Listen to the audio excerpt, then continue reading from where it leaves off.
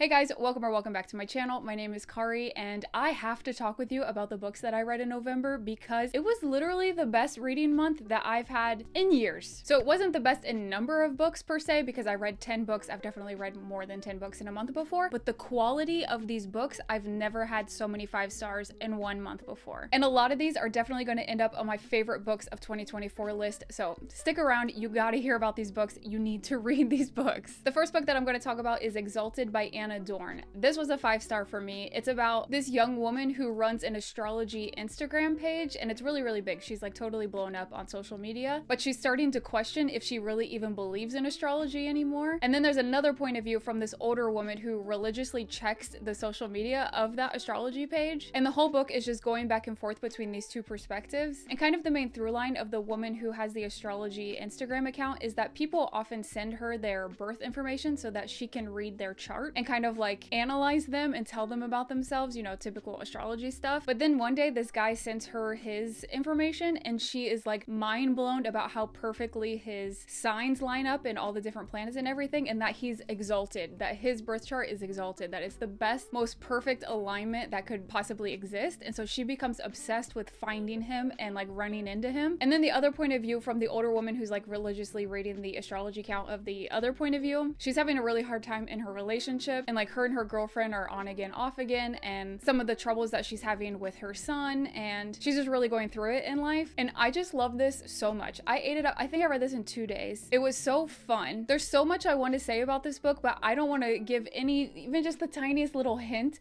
of what I want to talk about because I just want you to experience it for yourself. It's so fun. It made me slam my book down in shock at one point. I just love this. I need to read more from Dorn. It was so fun. Next we have My Husband by Ventura, and it's translated from the French by Emma Ramadan. Guys, let me just say, if you love deranged, unsound women as much as I do, you have to read this book. You absolutely have to. This book has shot to the top of my favorite books of all time. Now, do I think that this book is for everybody? No.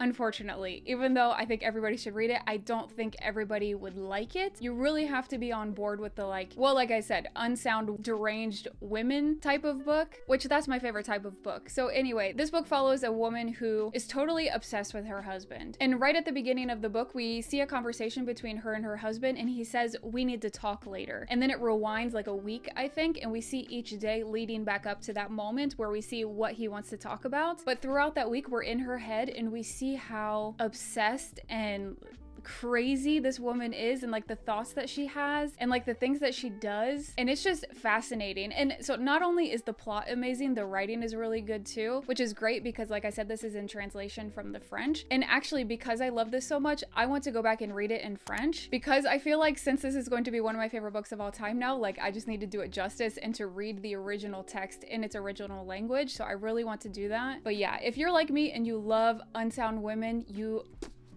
have to read this, okay? You have to read this. It's so good. But like I said, warning, it's not for everybody. Not everybody's gonna like it. So take my recommendation with a grain of salt. But if you like those types of books like I do, and we usually agree on that type of book, check it out. Next is a nonfiction book that I read on my Kindle, and that's A Life's Work by Rachel Cusk. So this is a book where Rachel Cusk is talking about her own life and the period in her life when she was deciding if she wanted to be a mom or not. And then when she does decide to have a kid, how her life is totally turned upside down and like all the negative stuff about being a mom that nobody talks about. And I love books on the theme of motherhood and like whether to be a mom or not, and struggling being a mom and all that. Like that's a theme that I really like, and this book is so beautifully written. Like this book made me decide that I have to read more Rachel Cusk because she's more famous for her fiction, so I absolutely need to read more Rachel Cusk. If this is how she's writing nonfiction, I can't imagine how her fiction is. So yeah, if those are themes that you like to read about as well, I definitely recommend this. I loved it. I gave it 5 stars as well. Again, another book that's going to be at the top of my favorite books of 2024. Next we have The Rachel Incident by Caroline O'Donoghue. This was one of the 24 books that I wanted to read in 2024, so I'm happy to have checked this off my list. I had been wanting to read this for a really long time, but I kept putting it off because I knew I was going to love it, and so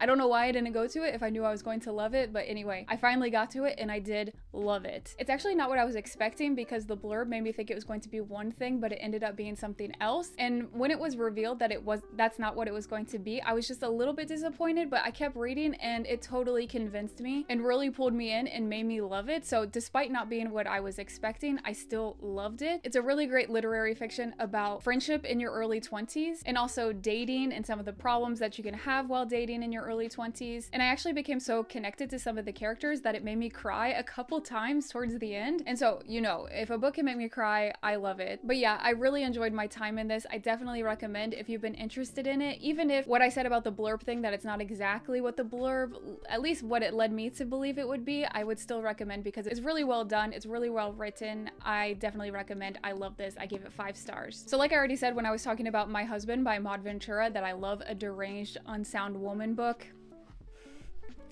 I read Tampa by Alissa Nutting. Now, this is going to be controversial. This book is not going to be for everyone. That is for sure. It's not for the faint of heart, okay? Because this is a literary fiction about an elementary school teacher, a female elementary school teacher, who is basically grooming some of her male students. So yeah, it's not for the faint of heart, okay? But it gets you in the head of a literal psychopath. You see how she justifies the disgusting, evil, vile things that she's doing. You see that in her head, she thinks that is normal, that is fine. It's not a big deal. And I love being in the mind of somebody like that because, you know, that's the point of reading, right? Is to get a point of view of something different, something you've never experienced before, right? That's what reading is, to experience something else. So you're definitely experiencing something else in this woman's mind. She's a literal, like, nut job is not, I was going to say nut job. That's not enough. She's a psychopath, disgusting woman, but the writing is so compelling that you want to keep reading and say, what the hell is she going to do next? Like, how can this get worse? You could tell it's getting worse and worse, but you're like,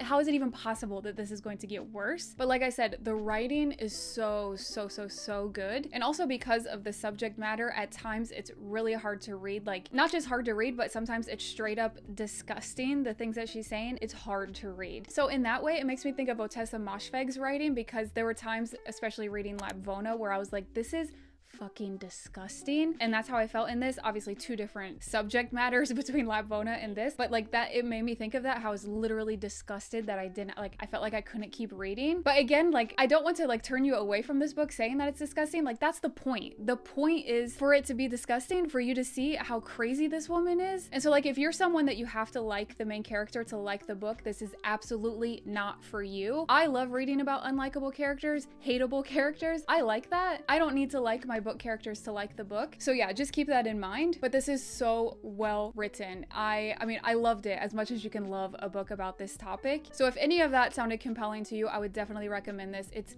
really well written and get you in the mind of the ultimate deranged, unsound woman. I gave this 5 stars. It's on my top books of 2024 for sure. Next, because of how much I loved Rachel Cusk's A Life's Work, I decided to read a second nonfiction from her in November, and it's Aftermath. This one, again, she's writing about herself, and it takes place after A Life's Work, because so A Life's Work is about her deciding if she wants to have kids, then deciding to have kids with her husband. But then Aftermath takes place after that, where she's dealing with divorcing her husband and what her new life is going to be after divorcing him. Like I said, I absolutely loved A Life's Work from her, so I was ready to jump right into another nonfiction from her, and Aftermath was almost as good as A Life's Work. I think I like A Life's Work a little bit more, but Aftermath was fantastic as well. It's just that the structure was a little bit different than A Life's Work, but I still really enjoyed this, and I definitely recommend it. And the last chapter, actually I don't remember if it's an epilogue or the last chapter, but either way, the last part of the book, it totally turns the book on its head. And again, this is a nonfiction book, okay? Totally turns the book on its head, and I really love that. And again, because of how much I love these 2 books from Rachel Cusk last month, I want to read more from her. I'm so excited that she has such a big backlist, because I have to dive into her backlist in 2025. I'm so ready. She is such a talented writer. Her writing is so compelling and just absolutely beautiful. Like, you really kind of have to read it slowly to just take in the way that she constructs her sentences. Would totally recommend. And I do think that I would recommend, if you're interested in both of the nonfiction from her that I've already talked about, I would recommend reading A Life's Work first and then reading Aftermath like I did, because it just makes sense that it's chronological in her life. So I would recommend it to read it that way. Then I also read read the horror book The Night Guest. This is a novella by Hildur Knutsdottir and translated from the Icelandic by Mary Robinette Kowal. Like I said, this is a novella. This is a one-day read. It's a really fast read. Plus the chapters are super short. This is about a woman who realizes that she's sleepwalking in the middle of the night and she has no idea where she's going, what she's doing, and she's trying to figure it out. Like I said, this is a novella, so I really don't want to say much more than that, but it is a horror novella. I gave this 4 stars because I did enjoy it, and I am glad that it was a novella rather than a full-length novel because I don't think it could have filled out a full story. I really don't think I would have rated it as high if it had been drug out longer. Like, I really think the novella format was perfect for this. But if you just want a quick little horror read, I would definitely recommend it. The next book is another book that was on my 24 books to read in 2024, which is Paradais by Fernanda Melchor. This is translated from the Spanish by Sophie Hughes. This is another literary fiction that follows some teenage boys inside this luxury housing apartment, and basically one of them is obsessed with this other boy's mom. Like, she's absolutely beautiful and he gets obsessed with her, and at first it's like, oh, that's, I mean, it's a cute little crush that he has on one of his friend's moms, but then it turns into something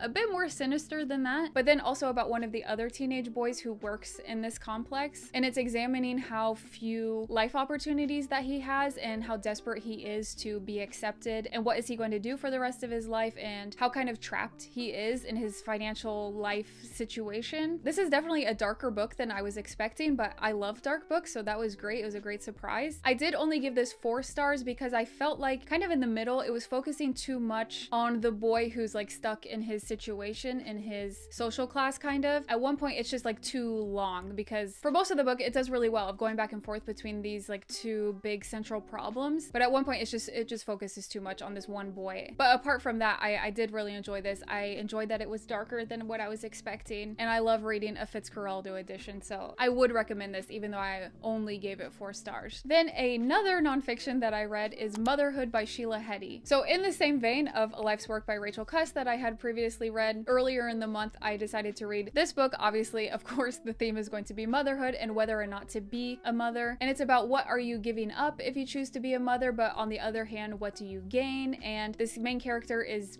in the middle of that decision, deciding if that's what she wants in her life. I've heard really good things about this book for years, and I've been meaning to pick it up, so I'm glad that I finally did in November. So again, if those are themes that you're interested in reading about being a mother, about deciding whether or not to be a mother, I would definitely recommend this. It was very good. So those were 9 amazing books that I read in November. A lot of those books are going straight to the top of my 2024 reading list, let alone the fact that some of them are going to my favorite books of all time list. So I did read 10 books. Those were 9 amazing books. The only flop of November was Audition by Ryu Murakami. Now, maybe you remember that I've already read In the Miso Soup by Ryu Murakami a couple years ago, and I loved it. So I picked this up just only on the fact that it was the same author, and I was expecting something just as good as In the Miso Soup, and I just didn't enjoy this. So this is still a horror book like In the Miso Soup, and it's about a man who is recently widowed, and his best friend's like, you really need to get back out there, you really need to find somebody else to marry, I want to help you find your next love of your life. And he's like, you know what we should do, you know, I'm this big movie producer, we should set up an audition to make it seem like we're going to film this movie, then we can get all these women in and you can decide which one you want to marry. So that's the premise of the book, and that's all in the blurb. Okay, everything I just said is in the blurb. Unfortunately, getting to that point is probably 60 to 70% of the book, and it even says something else in the blurb that I'm not going to tell you in case you're interested about this book. If you're interested, don't read the blurb because I think it gives something away that you shouldn't know, and I haven't said it. Like I said, I'm not saying what I don't think you should know. So I was just a little bit disappointed that, you know, I got to 75% of the book. So what I said is about probably like 60% of the book, but then the blurb gives away another like 15%, I would say. Maybe 20%, I don't know. It just gives too much away in the blurb, and so I wasn't really surprised by anything in the book. I will say, if you like a horror good for her book, that's what this is. It's a horror good for her book. Also, I really want to give a content warning for animal abuse in this book. It goes on for probably 2 or 3 pages, and I straight up skipped it. I never, ever skip over stuff in books. Like even for Tampa, the book that I was talking about earlier, some of the stuff was so disgusting, but I still read through it because it was beautifully written, and I was like,